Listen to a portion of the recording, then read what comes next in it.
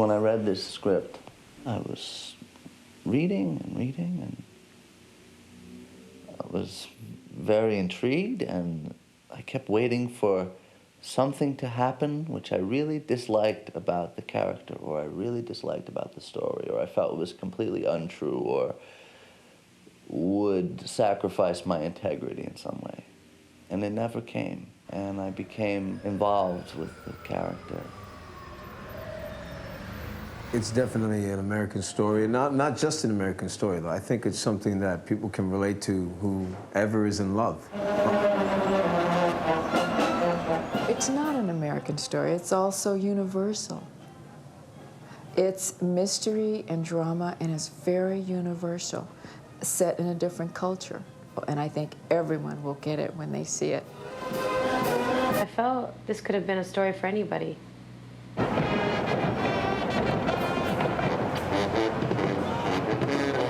Is it a German film? Is it an American film? It doesn't matter. It's a film that I think transports its subject right. And if that subject happens to be right in New York, then it should do it well there.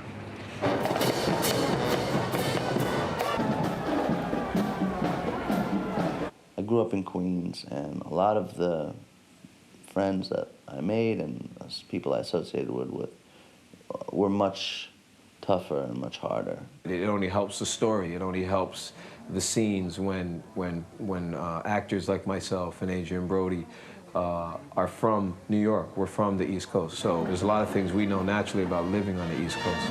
It was an extremely happy coincidence that both Adrien Brody and Seda grew up in New York, so both use the language that they have grown up with. Where I was raised, I saw so much pain and suffering in the world, and I saw so many other people ignoring it, that one of my biggest goals in life is when I act to do roles that when people watch, say, ah, I can relate to that, or it makes me feel better to see that somebody else went through this. Here we were, Chinese story, German company doing a film in New York. But it was pretty obvious that there were only two cities that would have fitted as well, which would be Beijing, no chance, and Moscow, which would have had a totally different set of difficulties, and certainly no Columbia University. Adrien, he was my first choice right from the beginning. I mean, like 3 years back. And I didn't know that Adrien had grown up in Queens. It's only later on we found out that Adrien actually came from the place where we were shooting. I felt a connection with Jack, my character, instantly. Claire is deep down a hidden free spirit. She wants to experience the world in a way that's completely different than she ever thought. And she doesn't know that until she gets the sign, which is this person. Jack is complete. He conceals it, but he's complete. All of a sudden, she has this false belief that she's all wrong. And so she has to go completely opposite to maybe try to feel all right. Like, oh my gosh, all this time I thought that I was a good person and, you know, likable and lovable and talented and intellectual, and the biggest force that's ever come into my life is this man, and I don't think he likes any of that. So she kind of gains, she becomes a woman. Charlie's kind of like the referee in a good fight.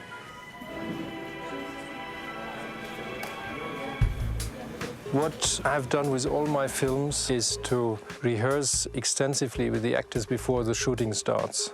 For me, rehearsing basically has two functions. The first is that I introduce the actor to the character, to the figure that he's going to play. Because since I know this figure so well, I can say, Mr. Brody, meet Jack, and I can say, Charlotte, meet Claire. I spent quite a bit of time with the actors just talking about the scenes, talking about the figures and talking about their psychology. And I only start actually to rehearse the scenes once I have the feeling that the actor has a rather profound understanding of the figure. When I decide to do a film, there is a couple of things which are very important. First, of course, it's a script. but it's also the director, and let's say the first time or second time, doesn't matter, but when I meet the director, to have a feeling, because I will be working with this person for like 3-4 months, sometimes more, so I need to feel something. I mean, Peter seduced me when I met him the first time. Hi, I am Valdemar, makeup artist. Hi, I'm Nuria, makeup artist. Hi, I'm Klaus. I'm also a makeup artist. Wir haben ja gesagt, am Anfang hat sie kein Make-up und sie hat was Natürliches. That is makeup, only makeup. Peter is involved with the wardrobe, with the makeup, with the stunts, with the music. I mean, he's involved with everything. Ich könnte mir vorstellen, dass sie die Haare irgendwie mit einer Spange oder was zusammenhält. I like it short and red. Me too. Die ganzen Sachen in der Wohnung drehen wir am Ende. Das ist das Gute. Verstehst du? Also da haben wir ein bisschen Vorlauf, da können wir vorher auch noch einiges probieren. Dann ist sie sowieso fertig von allein. I try to plan and determine everything right down to the last detail, even discussing with the costume designer whether this bottom should be blue or black, or whether it should be here or there, which appears to me to be important. But then what happens is, while you're shooting, there is a certain number of things which you can't control.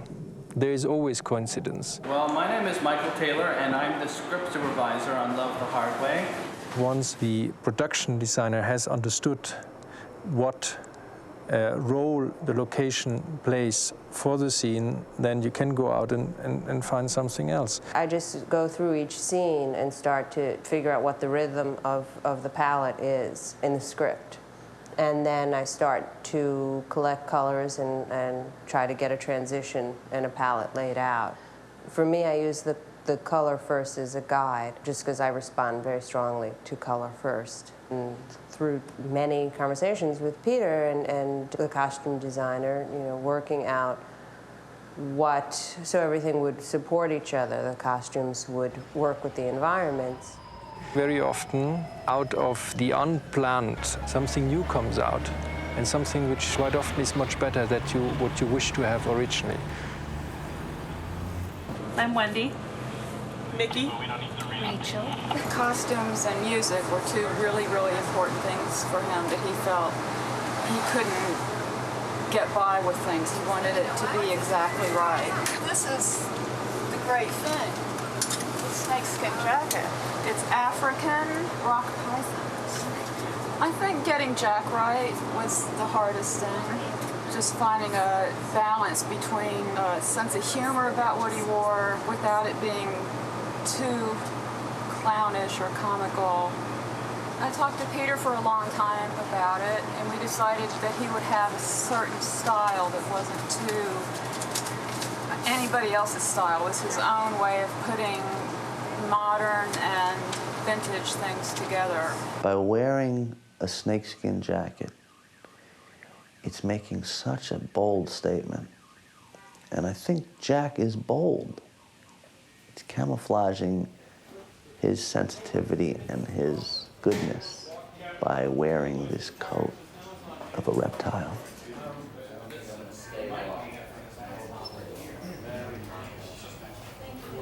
All right. Seconds away, please. Pictures next. Stand by. Here we go.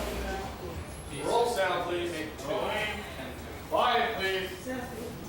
Settle. And action. I saw you coming. You're making noises with your little machine there. I thought, this guy needs to attract attention, but he probably doesn't have the nerve to come up to me because he thinks I'm going to blow him off. I've slept with more than 200 women. 200. Will Chamberlain said he slept with 20,000, so that makes you look like a punk. Cut. Thank you. Cut. The most difficult scene for me to play was the first one, because it was the first day of the shoot. You know, once you've been filming for a while, you really start to know the character. It starts becoming a part of you. In the beginning, it's like, oh, I hope I'm thinking right, you know? And you just go for it.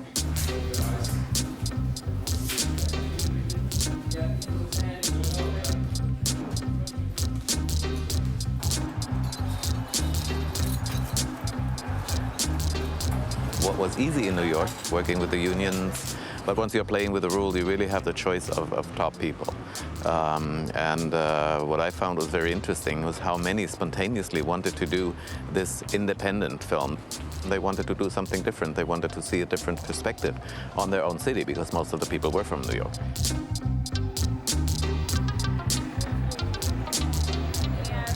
The most important element which comes in once the film starts to become reality is the actor. For me, the casting process is a very intuitive process. I start with the protagonist, and once you have found the protagonist, you can find the figures which are around him. Usually in films you have couples. So what you have to see is that you cast Claire with regards to Jack, and the same is Charlie. I mean, this couple has to be right. And even the couple Charlie-Claire has to make sense, because they also have, developed in the course of the story a rather intense relationship. I think Charlotte is wonderful and completely natural beauty in a way. She possesses a quality that is whatever they call a certain je ne sais quoi. I cannot believe, the perfectness of this duo. There is something there that is magical.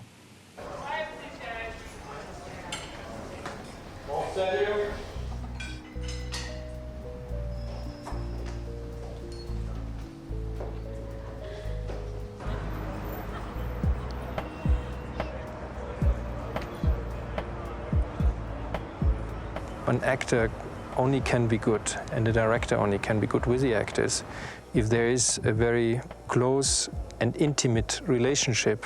And I think also that what the director has to tell to an actor should just remain between the director and this actor. And I've fallen in love with you too, forever. Come on. I'm serious. You need to write Pulp Fiction. You'd make so much more money than shaking down foreign businessmen. Well, my story doesn't have a ring of truth to it. Definitely not. I'm not in love with you. Not yet. Not yet. The character was more easy for me to understand than Jack.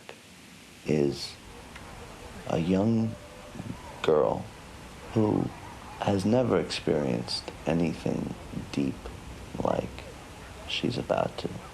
Very intelligent, so feels safe because she thinks that her mind will save her. She wants to play. What I'm interested in is to work with the actors and the story that you're telling that happens between the characters. To tell that you don't need very much. If you use a lot of technique there, that very often it rather distracts from the story than helps the story. I am kind of inspired by the story, by the director, by the actors, and by the location. Ready, everybody? Rehearsing. And background action. And action! I decided right from the beginning to concentrate on the story between Jack and Claire. The actor and the figure, they have to come together.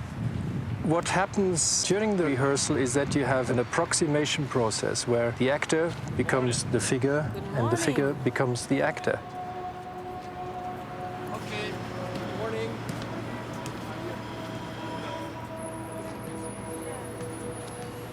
Peter said something to me that I remember, which was, I like the actor to study the role and come in, and I like to alter it to some degree, to fit the individual, to make it his own.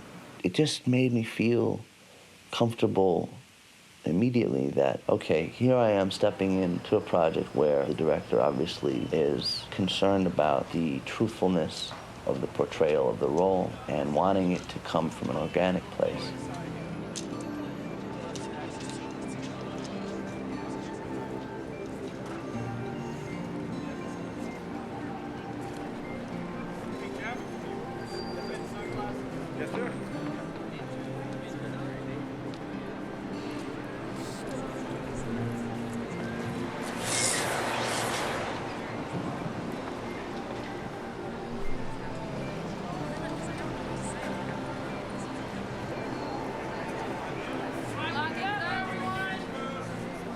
like rehearsal if it's productive. Then you're free to explore. You're not stepping on people's toes.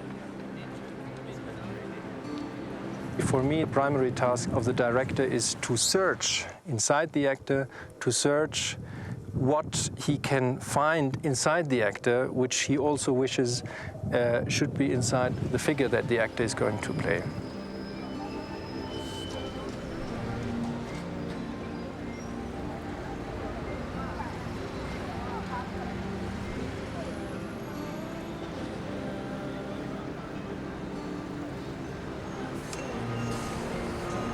Settle and action!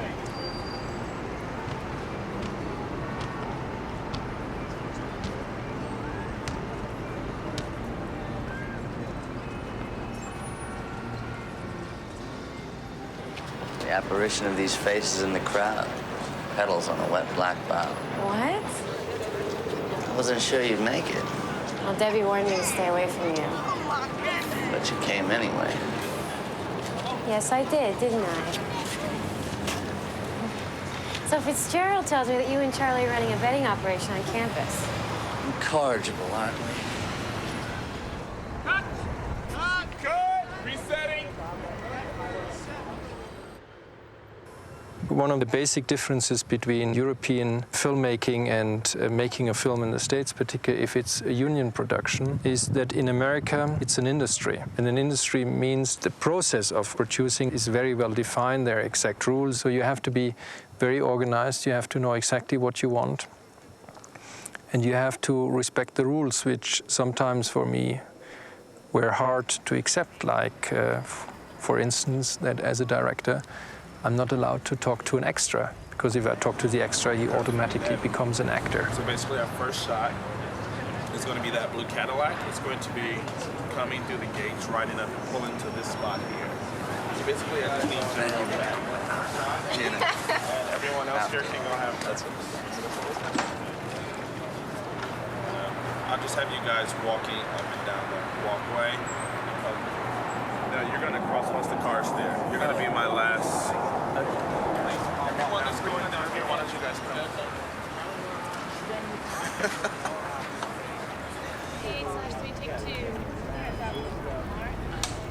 Background action!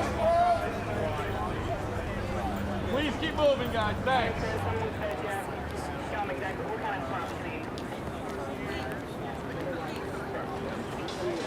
Michael, first print.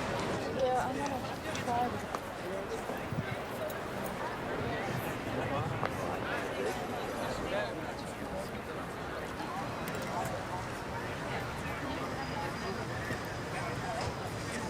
I'm Michael Borowski, the mixer.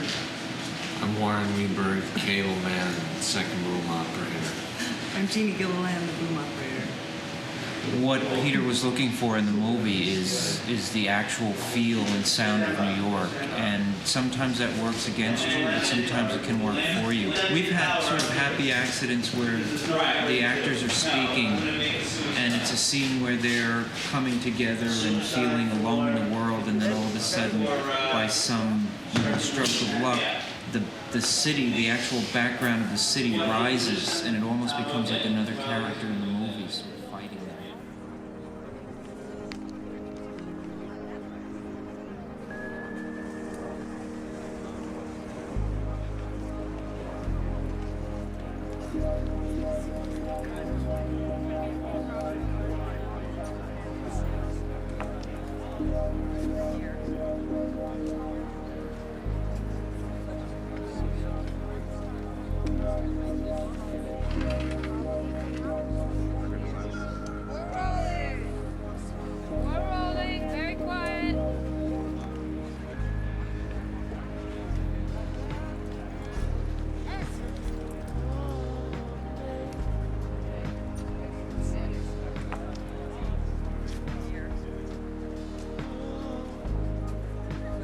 Peter has been wonderfully supportive and cooperative and guided me as well. And it's really rare to feel free with the director, where you can really be adamant about something that you truly believe.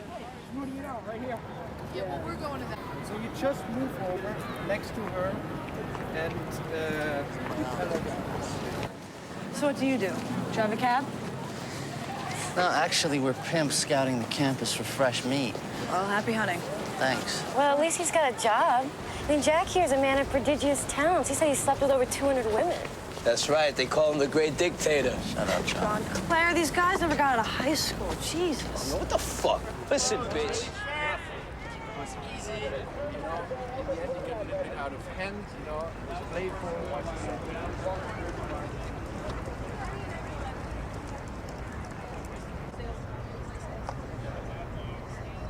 Charlie King, the character that I play in this film, he is a Latino from the Bronx. He's like Jack's brother. They've grown up with each other. He believes in taking care of his family, and Jack is his family.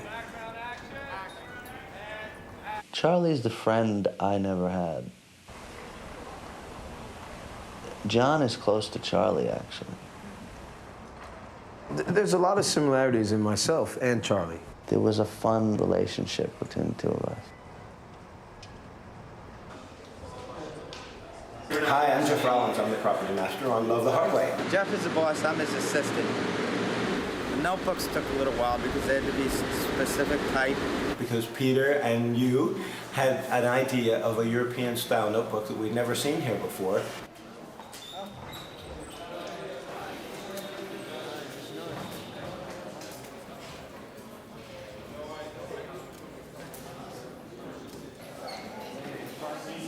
The double helix took a little while. I wonder where that turns in.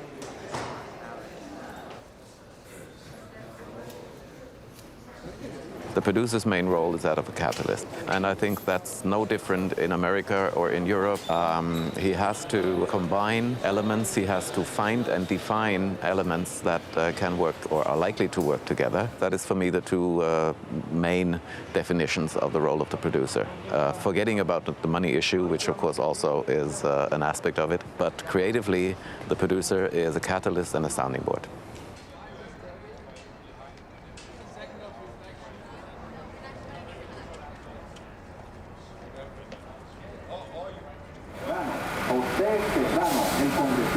New York is a very rich textural city, and a lot of times it's not shown on film. We have been in so many different places and areas, from the Bronx to Midtown Manhattan, and I think it really shows a broad cross-section of New York and a very, very true flavor, which is just done so tenderly. That's why I say romantically, because it's done with so much tenderness to support, I believe, you know, the script.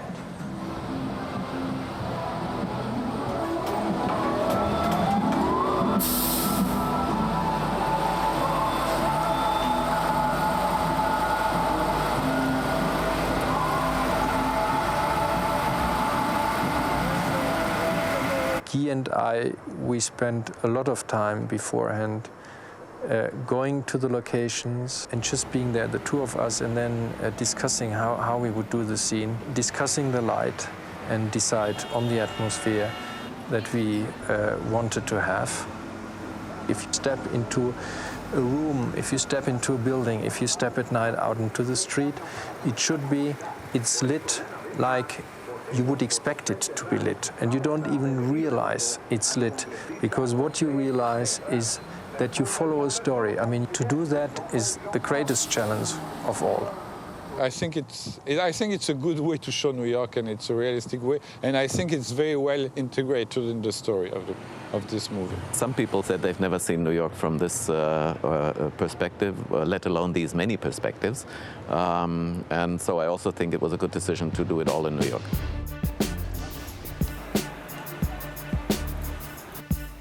For me, one of the great masters of this art of the invisible light, which perhaps is a contradiction in itself, is Guy Defoe. I must say I really courted him, and I decided to go for Guy, and it was right. I never regretted it.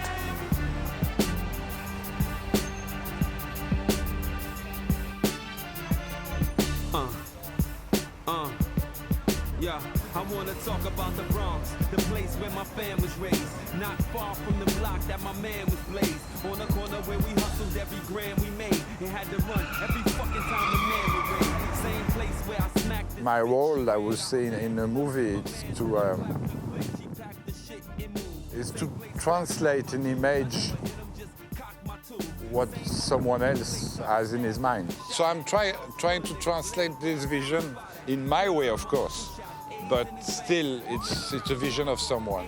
I wouldn't say I have a concept or I had a concept to do that movie. It's more like a couple of things put together. Like first, as I already told you, it's like my relationship with the director, my way of understanding what he's thinking, what he wants.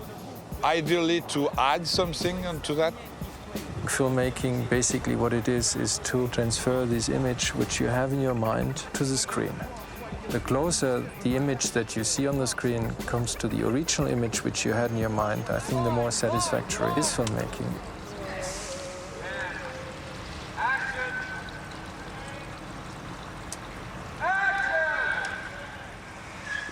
I'm lighting the set. In fact, it's like I'm lighting the set and I'm lighting the actors.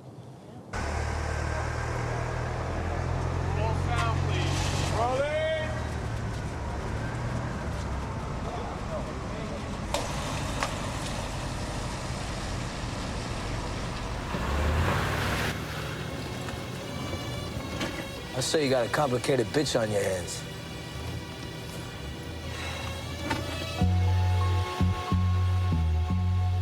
Once I started working with Peter, I realized how he was interpreting New York, which was very different than most New Yorkers would.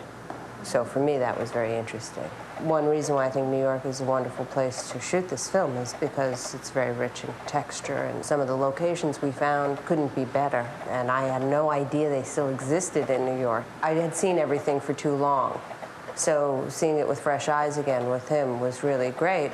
As we were scouting and he would point things out to me, I'd be like, yeah, that is beautiful. We do have a lot more here than I realized.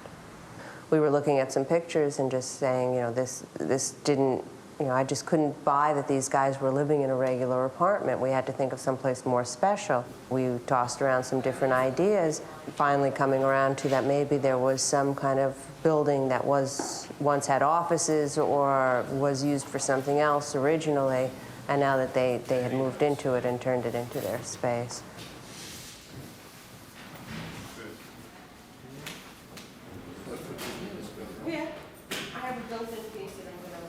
I imagine locations and I describe them in great detail, and sometimes when people read the screenplay they are astonished because they think these places must exist. In most cases they don't exist, they just exist in my fantasy. But in order to move the figures in space, I need to imagine where they are. There is always a relationship between location and the scene, because a location represents certain emotion that has to do with light, it has to do with colors, it has to do with texture. When I start to look for locations, I try to preserve this atmosphere. Peter is much more of a Renaissance filmmaker than most of the filmmakers in America. For him, there is a visual intent, and a lot of directors don't see how the visuals support the emotion.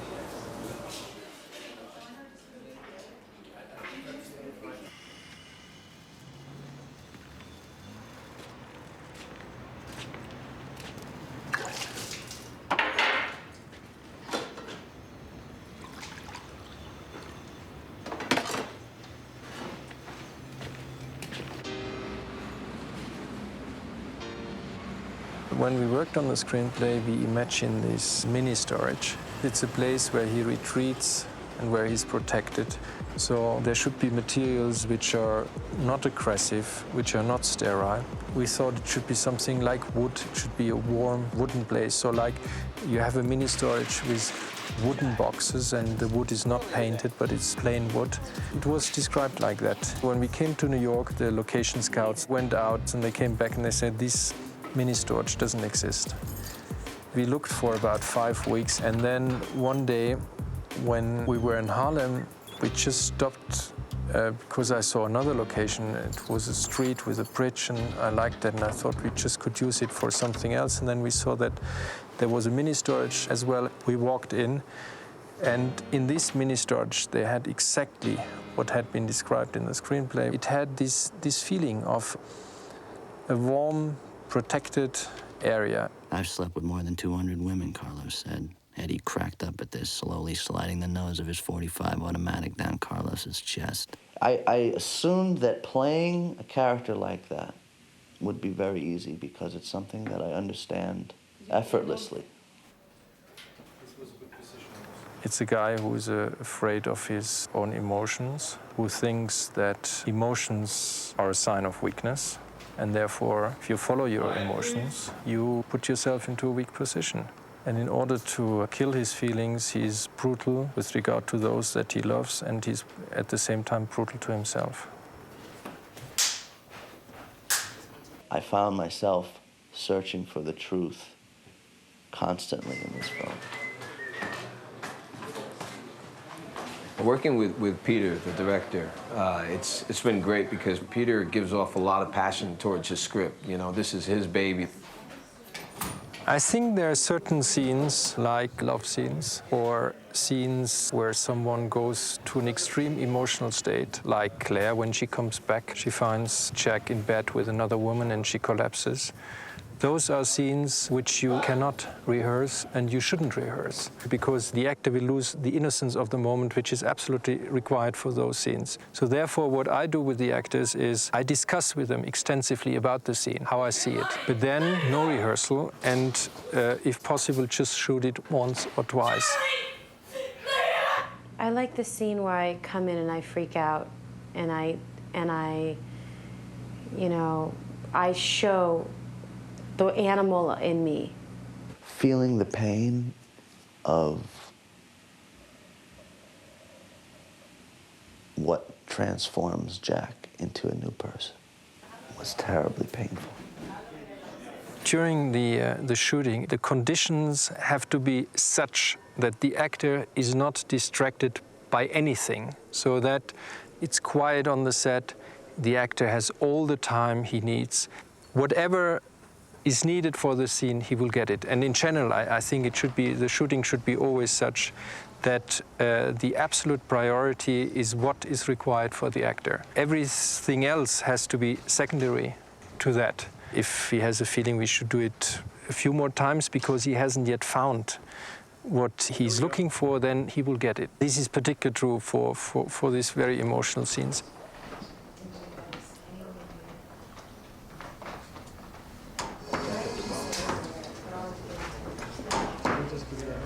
Guys, let's get ready to go, please.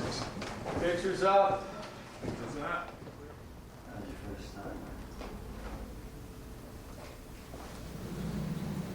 Is that your first time? Have you really slept with more than 200 women? There was an appreciation for my work, and there was, even when it was chaotic and I needed it to be settled down, people would do it. When we came to New York, we weren't received as foreigners. We never felt as foreigners. You come to New York and immediately feel at home, and you immediately realize that all those people you work with, usually 1 or 2 generations back, they also have come mostly from Europe. So in a way, they're also immigrants. In a way, they still have the cultural heritage of their ancestors. You realize once you start to work with them, all of a sudden it's like you wake up something which has been sleeping, which is their link to other cultures than just the North American. Therefore, at no point of this production, we felt as someone coming from outside and now trying to tell something which is not really about our culture, our life, our environment. Guys, clearing frame, please, as much as we can. Let's go. Charlie changes his feelings towards Claire once he sees how much she's actually willing to put herself through and what she goes through to try and get to Jack and what Jack is going through as well. It's an emotional roller coaster ride. climbing of a mountain, so to speak, to get to that climax, to get to that top. And that's what this story is all about. Ich glaube, dass Jeff den ganzen Film hindurch, das ist auch etwas, was ich erst so nach und nach rausgekriegt habe, einen wahnsinnigen Hass auch auf diese beiden hat und besonders auf den Jack hat. Actually, my dad is and then the master is you three, you on the left, you on the right, and Charlotte. Could we just fix Charlotte's position here? Well, that was a good one. Yeah, just whatever she did was great. Did you want to adjust it from what you saw? Or change it? It's okay. Yeah, it's just kind of coffee. That's Ich finde, über das Äußere lässt sich sehr viel auf das Innere irgendwann schließen von der Figur, was der anhat und dass ihm immer kalt ist zum Beispiel, war sehr früh klar. Alle Sachen, die er trägt, sind ihm zu eng und das finde ich interessant an der Figur, weil er immer so auftaucht mit einem großen Rucksack.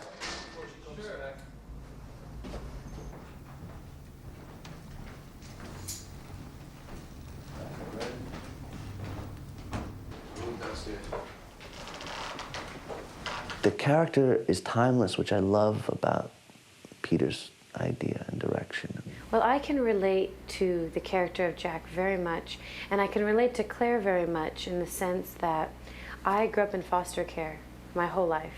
Families, orphanages, 16, 17 years. And I lived with plenty of people like Jack. If you grow up as an orphan, I think it would probably be a lot of hostility and pain and suppression of your feelings. You're a product of your environment. If you grow up with hateful parents, ignorance and racism, it's not going to occur to you to be an open-minded individual and to embrace everyone's individuality. You have to be exposed to it, and then you can kind of formulate yourself.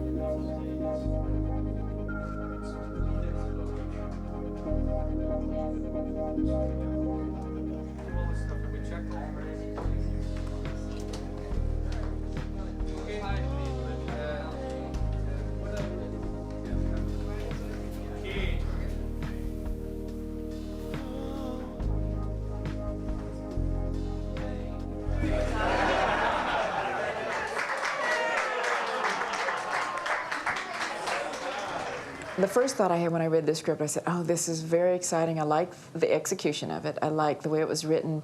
And when I saw the director, Peter Sayre's work in Caspar Hauser, I felt, I think he'll do a really, really good job with this, because I always think of the execution and the style and how they'll merge and what new, piece of music will come out of it, a new composition. Bring up Adrien. So if the director has a style and the script has a style, then I'm hooked.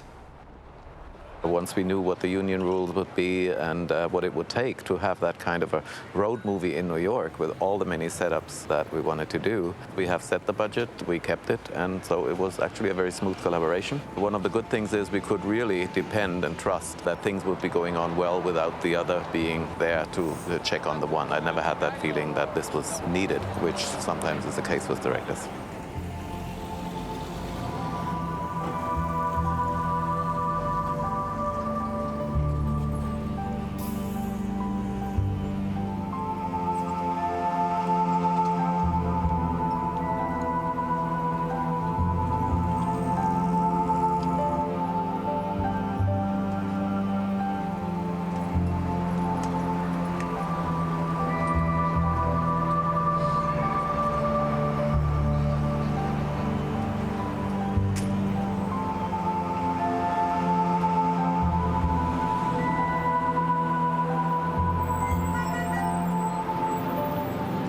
said you'd never been to prison.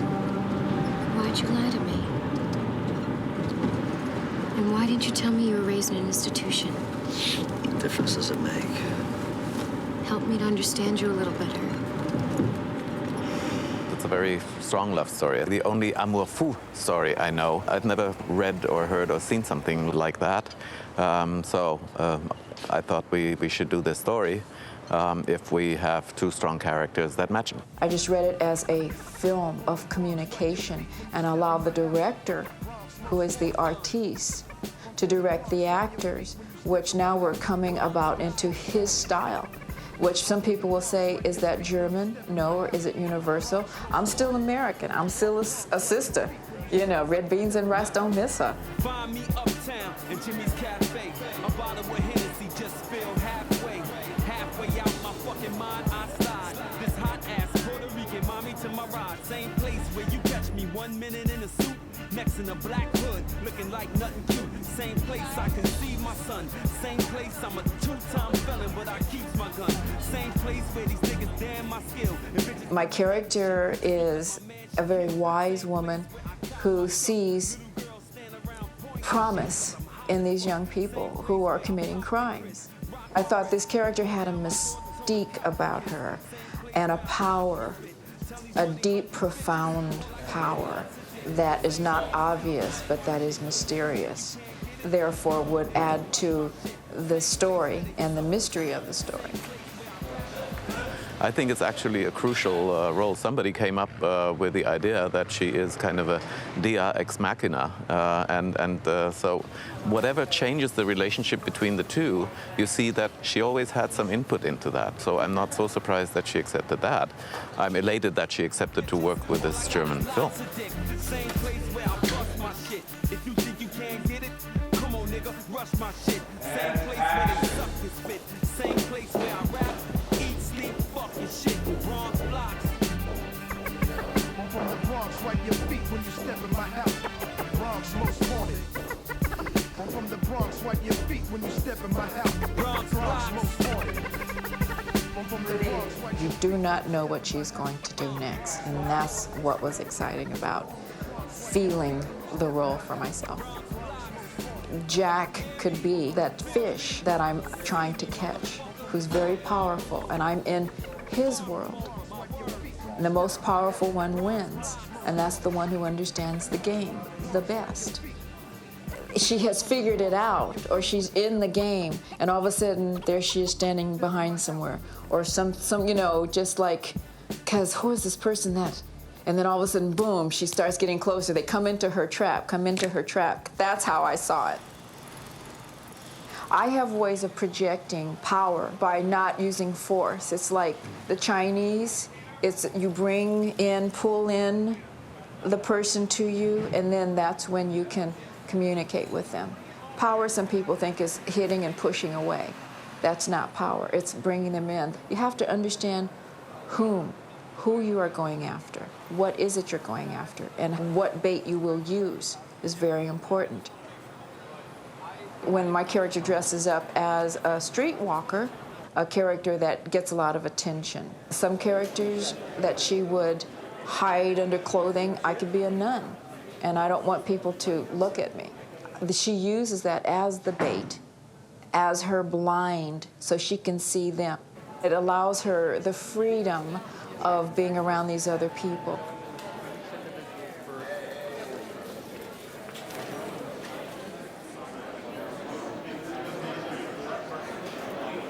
Ich finde Jeff eine tolle Figur, weil er jemand ist, der eine ganz andere Geschichte hat, als die im Film erzählt wird. Also Jeff wird von niemandem richtig gemocht, und ich glaube, das war schon immer so. Er ist wie so eine Ratte, finde ich, der überall guckt, wie er versucht durchzukommen. Jeff is a smart businessman, very savvy with the numbers, someone who's well needed and makes his money because he's well needed. Der Beruf von Jeff, glaube ich, bringt wahnsinnig viel mit sich, dass er Leute kennt und absolut schnell rauskriegt, rein äußerliche Sachen über die. Ob die Geld haben, ob die erpressbar sind. Viele werden denken, das ist der typische Deutsche, der alles ordentlich und korrekt macht, aber ich glaube, dass er ein unheimliches Chaos in sich hat. Also ich weiß auch nicht, kann auch ehrlich gesagt nicht sagen, was ich so typisch deutsch finde jetzt an der Figur. Es ist ein Deutscher, das ist alles.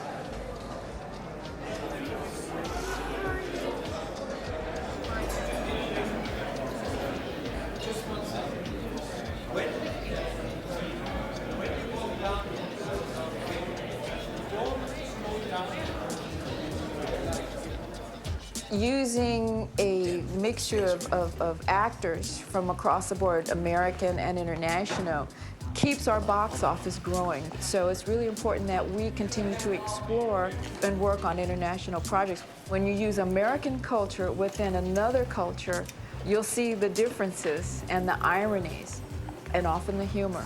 And that's the development. And I would love to see Augie, the German actor, do a film in the hood and see how they react to him.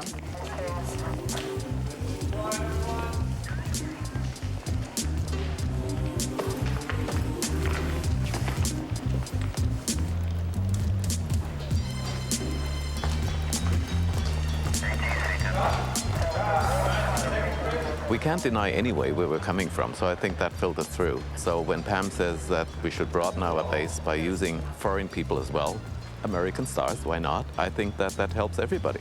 August Diehl, for example, profited a whole lot from working with the American stars. I've been clocked from the get-go. Detective Linda Fox, Vice. Apparently you are acquainted with the two ladies that were just escorted out of here? Acquainted with? We've had drinks with them once or twice. There's something wrong with that. So you know them? That was a bit of a stretch. I see you're still having problems with numbers 1865. That's lease surrender at Appomattox. It was a dark day for Confederacy, ma'am. What is your business? Rare books. I'm in town for the antiquarian book fair. What about him? African-American literature. Up to 1950. African-American literature? What, there's no such thing?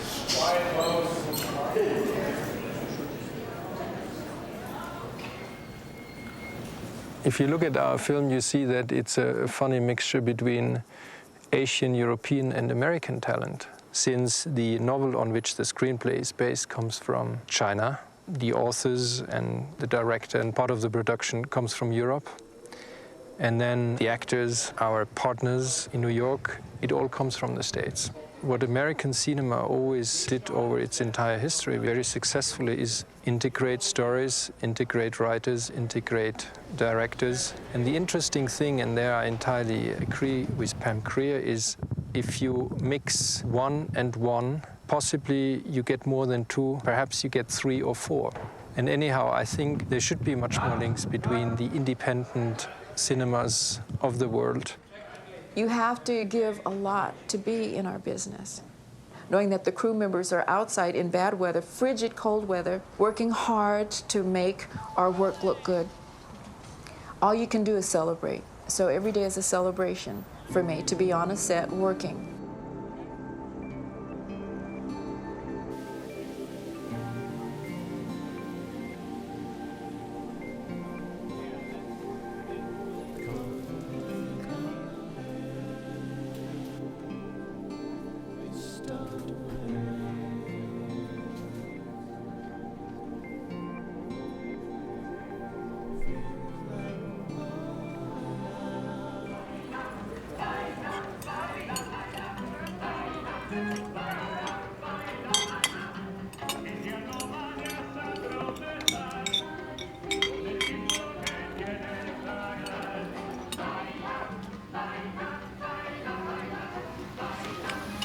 What's on your mind, Jeff? Nothing. I mean, why? You got a problem? Tell me about it. Makes you think you got a problem? We all should be dancing. All of us ought to get down, you know, yeah, raise the roof, raise the roof, raise. You like this hat?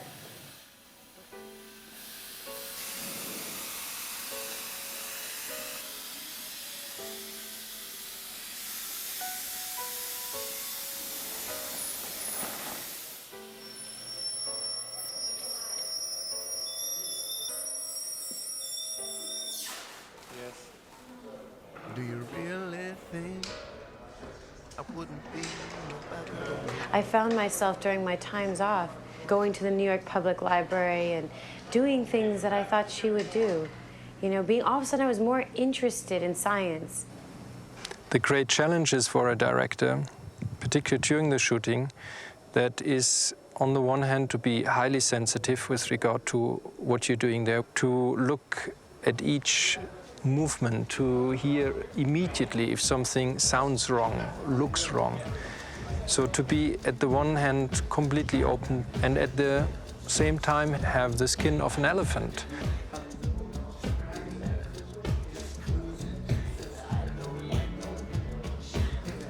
In your back, it should be like your iron and you can't be hurt by anything. And I think in your front, you have to be completely open and sensitive to what is happening in front of the camera.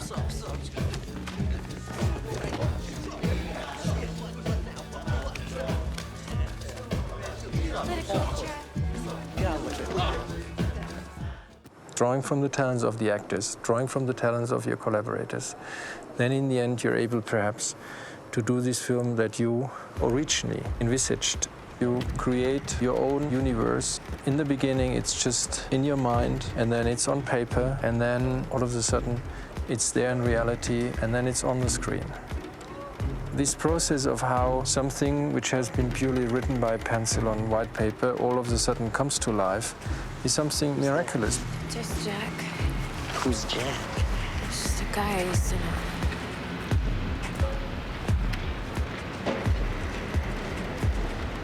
Love the Hard Way gives a very good example of where a European attitude to a given story is a very different one. In the 20s, the Europeans came over a big way, and that has never changed. What they can do is lend a different perspective, and if they profit from what they're seeing there, they can also combine experience and insight in life. I mean, you grow up quite differently in Europe than you grow up in the US.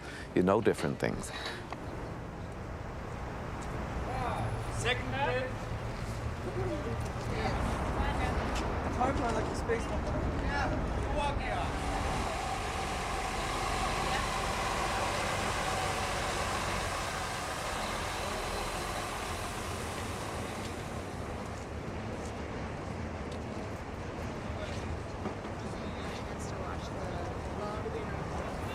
Okay, guys, we're looking in this direction, okay?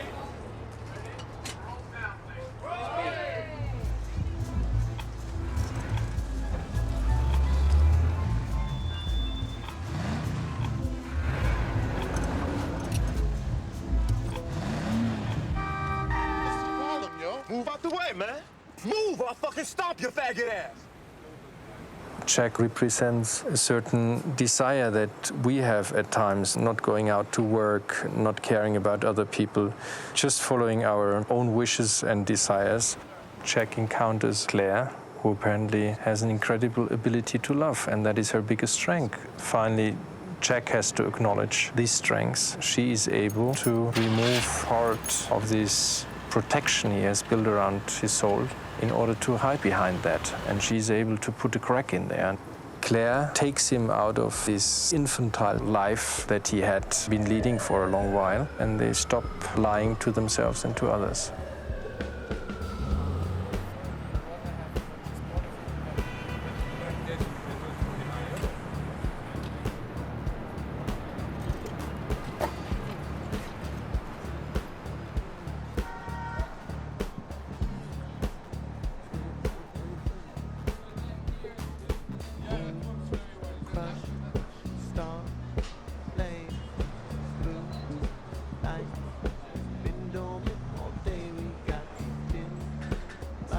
We shot the film in 33 days, which isn't all that much time.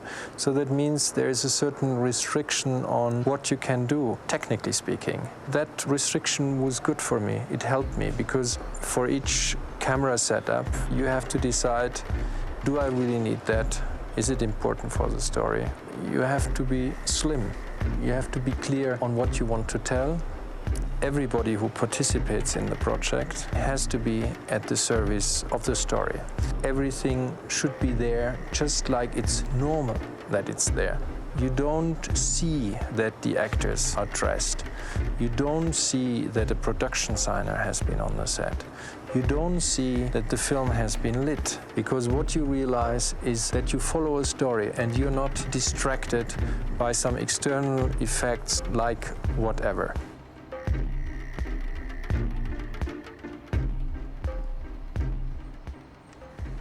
Definitely a film is done 3 times. You do it first, you write it. The second time is when you shoot it, and the third time is when you edit it. This is a question for you also.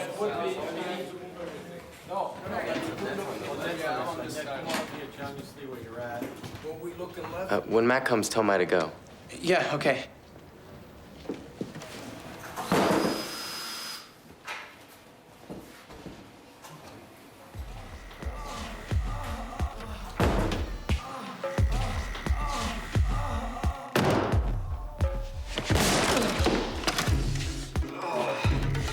What struck me when I read the novel of Wang Shuo is something which I thought is universal, that the biggest capacity that we have as humans, the most distinguishing capacity that we have, is our capacity to love. And I think this capacity and what it can do and how it can transform us as human beings is independent of nations, is independent of countries, but it's something universal.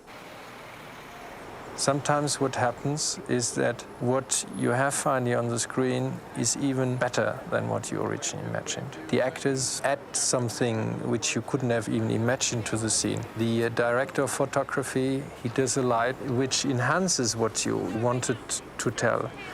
And I think these are moments of great happiness. When it happens, you're grateful for everyone who is involved.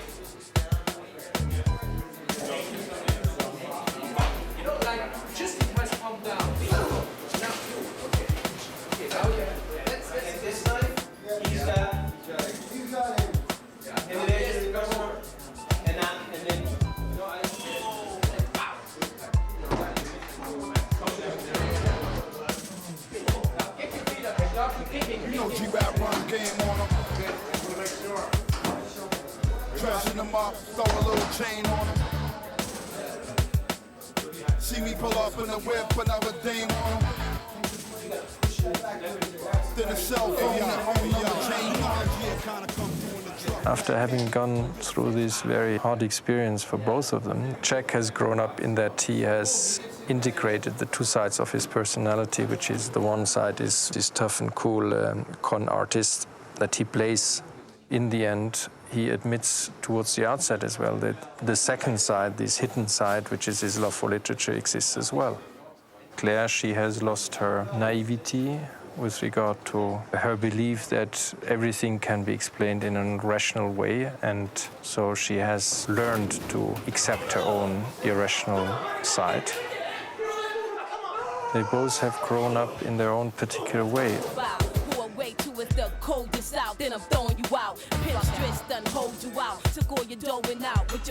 Through all the difficulties that we had on this shoot, being a low-budget movie, shooting in New York, being in almost every scene and having no time to really think ahead once we started, I feel like I didn't sacrifice anything. It was like an exhausting love affair where you gave it your all and it was worth the pain. I feel like having played Claire, I developed a strength from the 2 people, me and her, that I never had before I did it. I wish for the future for Charlie, Jack, and Claire to be able to prosper and live and learn from their roller coaster ride of a lesson. Jack writes like the hip-hoppers do music. I think in that respect it's also logic that we used hip-hop music because he's also a representative of this particular generation who tries to bring these 2 elements together.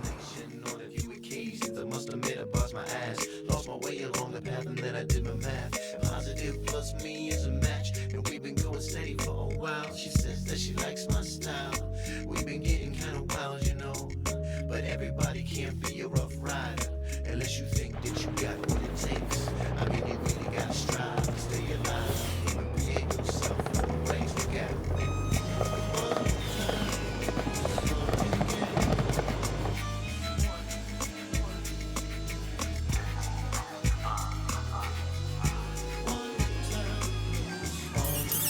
Okay, thank you for coming and see you later.